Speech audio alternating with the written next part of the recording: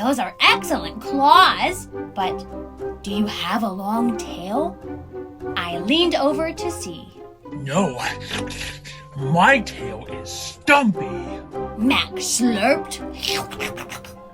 But I do have an unusually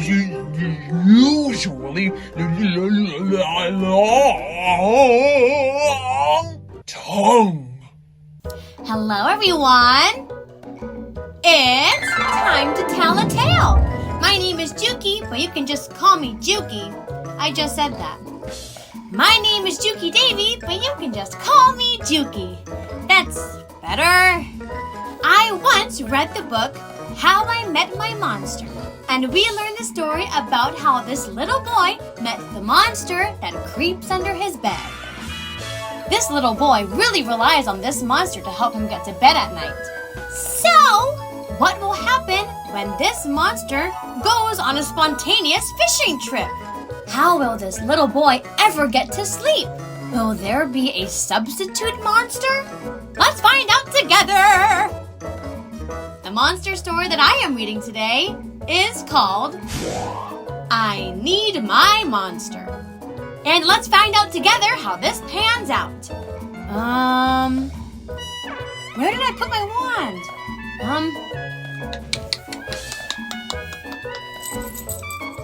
Aha!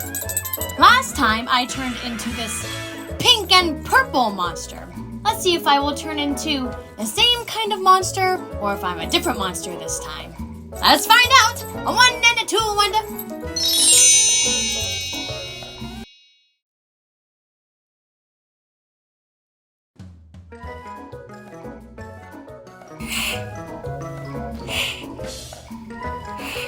Well, this is quite scary. But it's still me, Jukie Davie. Hopefully you're not scared back at home. But it's just me. No need to worry. Although I will say, quite scary, my goodness. Alrighty, let's go on with our story. The story I am reading to you today is I Need My Monster. Written by Amanda Noll, illustrated by Howard McWilliam, and with permission from Flashlight Press. But wait! Before we get into our story, I am so excited to announce that I am launching a Patreon!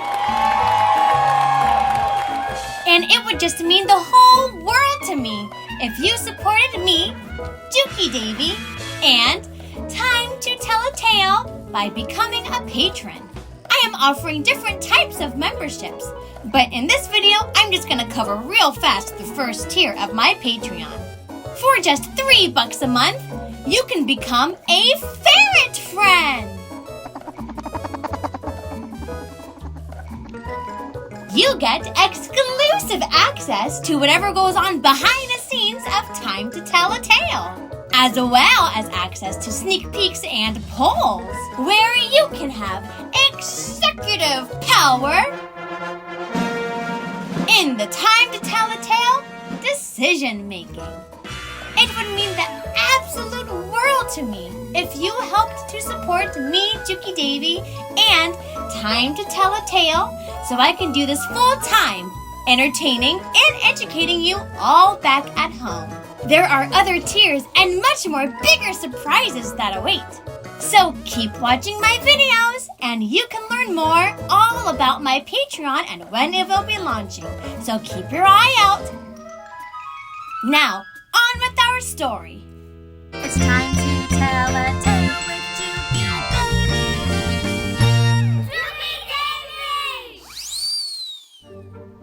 Tonight, when I looked under my bed for my monster, I found this note instead.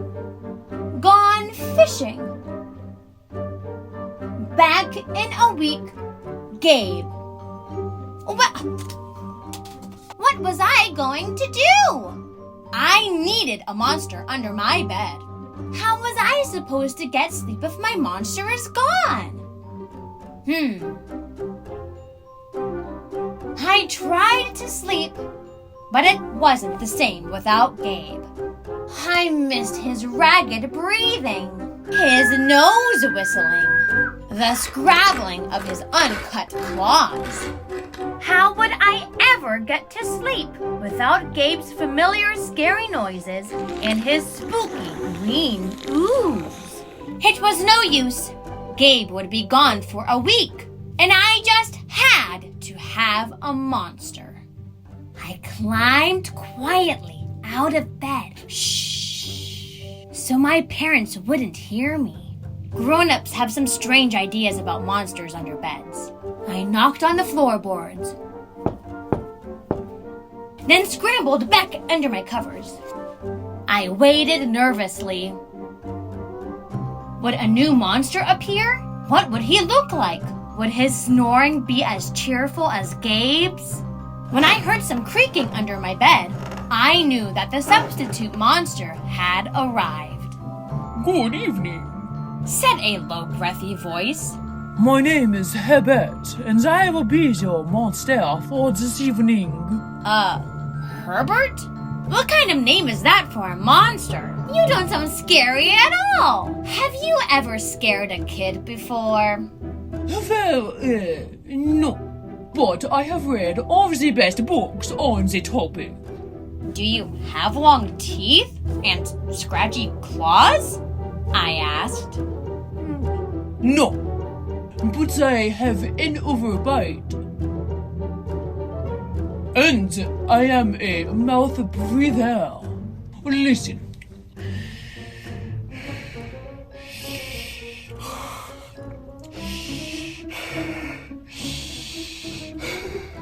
Herbert's panting was kind of scary, but it wasn't enough for me. Listen, Herbert. I'm sorry, I just don't think this is going to work. It's nothing personal, I just need a monster with claws. Picky, Herbert complained. as you wish. I'll go. There was some more creaking. Then Herbert was gone. Some scratching warned me that the second monster had arrived. Good evening. He said in a high, silky voice. My name is Ralph. I understand you need a monster with claws. If you would please lean over, I will hold out an arm for inspection. I crouched on the edge of the bed, hoping to see a horrible shaggy arm with sharp, ragged nails. Instead, I was surprised to see sleeky, brushed fur with smooth, shiny claws. Excuse me, I don't mean to be rude, I asked, but is that nail polish on your claws? Yes, it is. Ralph replied. I believe professional monsters should always be well groomed. I could tell that this was not going to work either. I'm sorry to disappoint you, Ralph, but I need a monster with scary claws, like Gabe's, I thought. I heard some more scratching, and I knew Ralph was gone. A minute later, a third voice from under the bed rasped, Check out these claws, kid. I gathered my courage and peered over the edge.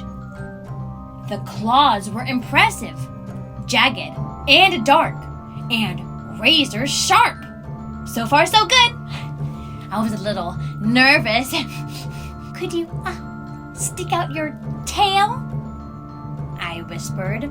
Sure, but don't get scared. I peeked through my fingers at the slimy tail slithering over the foot of my bed. That's when I noticed the bow. Are you a girl monster? Of course I am. She snapped. I'm Cynthia. Do you have a problem with that? Yeah, I do, I admitted. I definitely need a boy monster. Boy monsters are for boys, girl monsters are for girls. Everybody knows that. To each their own, I guess. Well, aren't you a picky one? She sniffed, and then she was gone. Was I being too picky? No! I knew that my monster needed to be well-clawed and menacing. The whole point of having a monster, after all, was to keep me in bed, imagining all the scary stuff that could happen if I got out. Then I heard a shuffling noise. And some slobbering. A fourth monster was under my bed. Hey, the name's Mac. One look at his claws proved that Mac was a big, scruffy boy monster. I shivered. Maybe this one will work out. Those are excellent claws, but do you have a long tail? I leaned over to see. No, my tail is stumpy. Mac slurped. But I do have an unusually long tongue. Why would I be afraid of a long tongue? I asked. Oh, I don't know. He said, trying to sound terrifying. You never know when I might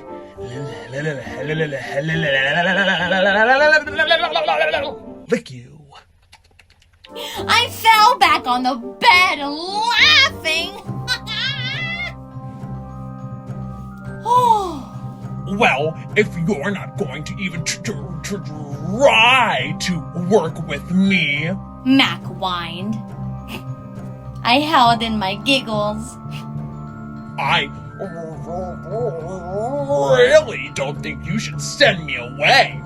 He warned. Kids who reject 5 monsters in one night. I did not reject 5 monsters tonight. I interrupted. My regular monster went fishing. Fishing, eh? Maybe he just left because you're so picky. Fine, I'm out of here. But I wouldn't expect another monster tonight if I were you. How was I ever going to get sleep without my monster? I was surprised to hear more creaking under my bed. Loud creaking with scratching. I thought no more monsters were going to appear tonight, I said. Sorry, I'm late, kid. Phew! It was Gabe. I thought I would enjoy fishing, but I didn't. He explained. Those fish scare too easily. No challenge at all. You, however, are challenging, my friend. You're almost too old to be afraid of monsters. You keep me on my toes. Ah, toes. A delicious snack. The bed quivered as Gabe's stomach rumbled with hunger. Now, if you don't mind, I'd like to start the evening with an ominous puddle of drool. I peeked over the edge of the bed. Green ooze spread silently from underneath. Then the bed trembled as Gabe unfurled his spiky tail. He was daring me to guess where he might pop up. I shivered. So, you had some substitute monsters tonight. Gabe said, sharpening his claws on my bedpost. Were you scared? Then Gabe started tapping. I could tell he wanted to know if I still needed him. No other monster can scare me like you. I giggled. diving under my covers and pulling them up tight. Through the blanket, I heard Gabe's soft, comforting snores. Ha! I knew it. We're made for each other. He growled. When my blanket started to slip off the bed, I knew Gabe was ready to eat. Now, if you could please stick out your foot, He said. I'd like to nibble your pinky. I yanked my blanket back up and scrunched my feet in so Gabe couldn't get them. No toes tonight, but you can have this, I offered, pushing a pillow off the bed. I didn't even hear it hit the floor. Gabe was back. The ooze was perfect. Everything was back to normal. I shivered again. I'd be asleep in no time. The end. You know, between this monster and the other monster I was, which one do you like better? This one or the pink and purple one? With the little horns.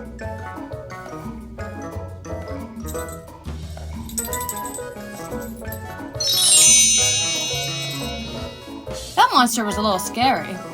Sorry if I scared you all back at home. I didn't mean to. That was just kind of like how it happened. I love this unique little monster story. Perfect for those at home who love monsters and creatures and Halloween, I guess. I think my favorite was the drool. I thought that was rather funny. Thank you so much for watching with me. And now it is shout out time! I would love to give a big shout out to my friend Olivia Rose from Murfreesboro, Tennessee, aka Livy Rose. Thank you so much for watching my videos, Livy Rose. I hope you enjoyed this spooky monster read aloud. And if any of you out there would like a shout out just like this one, you can email me at jukiedavie@gmail.com. And I would love to give you a shout out just like this one. And don't forget to give this video a thumbs up.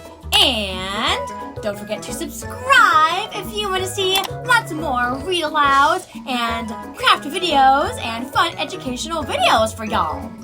They are all so much fun. At least, I'm having lots of fun. I hope you all have lots of fun with me. If not, you can just watch me have fun. I'm having a blast. And I will see you all next time when it's time to tell a tale. Goodbye, everyone.